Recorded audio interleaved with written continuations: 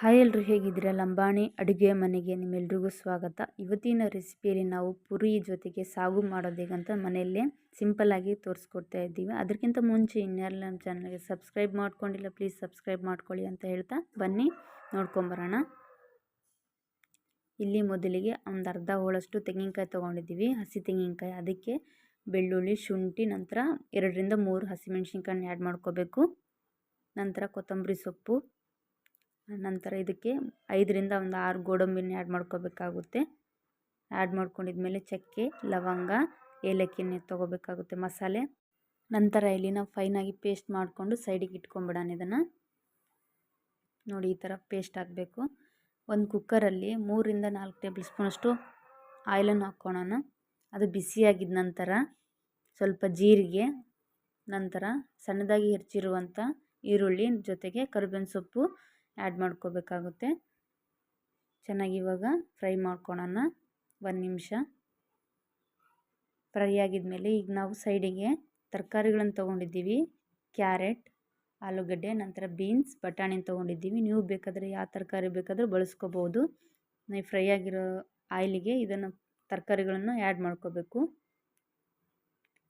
Add ಮಾಡ್ಕೊಂಡಿದ್ದ ನಂತರ ಸೈಡಿಗೆಲ್ಲ oil ಬಿಡೋವರೆಗೂ fry ಮಾಡ್ಕೊಳ್ಳೋಣ.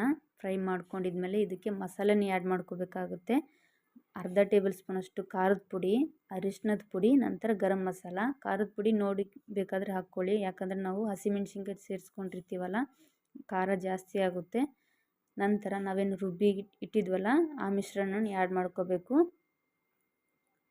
ರುಬ್ಬಿರುವಂಥ ಮಸಾಲೆನ ಆ್ಯಡ್ ಮಾಡ್ಕೊಂಡಿದ್ದ ನಂತರ ಚೆನ್ನಾಗಿ ಮಿಕ್ಸ್ ಮಾಡ್ಕೊಂಬಿಡೋಣ. ಫ್ರೈ ಮಾಡ್ಕೊಂಡಿದ್ದ ನಂತರ ಹಸಿ ವಾಸನೆ ಹೋಗೋವರೆಗೂ ಫ್ರೈ ಮಾಡ್ಕೋಬೇಕಾಗುತ್ತೆ. ಫ್ರೈ ಮಾಡ್ಕೊಂಡಿದ್ದ ನಂತರ ನಾವೇನು ಅದೇ ಮಿಕ್ಸಿ ಜಾರಲ್ಲಿ ಒಂದು ಅರ್ಧ ಗ್ಲಾಸಷ್ಟು ನೀರನ್ನು ಆ್ಯಡ್ ಮಾಡ್ಕೋಬೇಕು. ನಂತರ ಕೊನೆಯದಾಗಿ ರುಚಿಗೆ ತಕ್ಕಷ್ಟು ಉಪ್ಪನ್ನು ಆ್ಯಡ್ ಮಾಡಿ ಇವಾಗ ಲೀಡ್ಲು ಕ್ಲೋಸ್ ಮಾಡಿಬಿಡೋಣ. 2ರಿಂದ 3 ವಿಸಿಲ್ ಕೂಗಿಸ್ಕೊಂಬಿಡೋಣ. ನಂತರ ಸೈಡಿಗೆ ನಾವು ಇವಾಗ ಪೂರಿನ ಬೇಯಿಸ್ಕೊಂಬಿಡೋಣ. ಇವಾಗ ಈ ಥರ ಸ್ವಲ್ಪ ಮೀಡಿಯಮ್ನಲ್ಲಿ ಲಟ್ಟಿಸ್ಕೋಬೇಕಾಗುತ್ತೆ ಪೂರಿ. ಆಯಿಲಲ್ಲಿ ಹಾಕಿದ ನಂತರ ಇದನ್ನ ಮೇಲಿಂದ ಈ ಥರ ಪ್ರೆಸ್ ಮಾಡಬೇಕಾಗುತ್ತೆ. ಈ ರೀತಿ ಮಾಡೋದ್ರಿಂದ ತುಂಬಾ ಚೆನ್ನಾಗಿ ಬರುತ್ತೆ ಪೂರಿ ಕೂಡ ತುಂಬಾ ಚೆನ್ನಾಗಿ ಉಬ್ಬಿ ಬರುತ್ತೆ.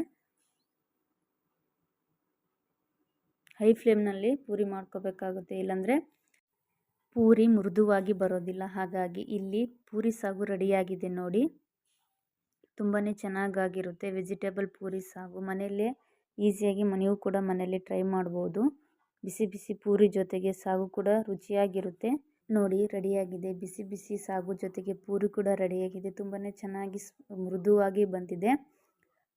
ಮನೆಯಲ್ಲಿರುವ ಪದಾರ್ಥಗಳನ್ನು, ತರಕಾರಿಗಳನ್ನು ಬಳಸಿ ಅತಿ ಕಡಿಮೆ ಸಮಯದಲ್ಲಿ ಪೂರಿ ಸಾಗು ಮಾಡೋದು ಹೇಗಂತ ತಿಳಿಸ್ಕೊಟ್ಟಿದ್ದೀವಿ. ನೀವು ಕೂಡ ಮನೇಲಿ ಒಮ್ಮೆ ಟ್ರೈ ಮಾಡಿ ಅಂತ ಹೇಳ್ತಾ, ನಮ್ಮ ಲಂಬಾಣಿ ಅಡುಗೆ ಮನೆ ಚಾನಲ್ ರೆಸಿಪಿಗಳು ನಿಮಗೂ ಇಷ್ಟ ಆದರೆ ಪ್ಲೀಸ್ ಲೈಕ್ ಮಾಡಿ, ಶೇರ್ ಮಾಡಿ, ಸಬ್ಸ್ಕ್ರೈಬ್ ಮಾಡ್ಕೊಳ್ಳೋದು ಮಾತ್ರ ಮರಿಬೇಡಿ. Thank you for watching.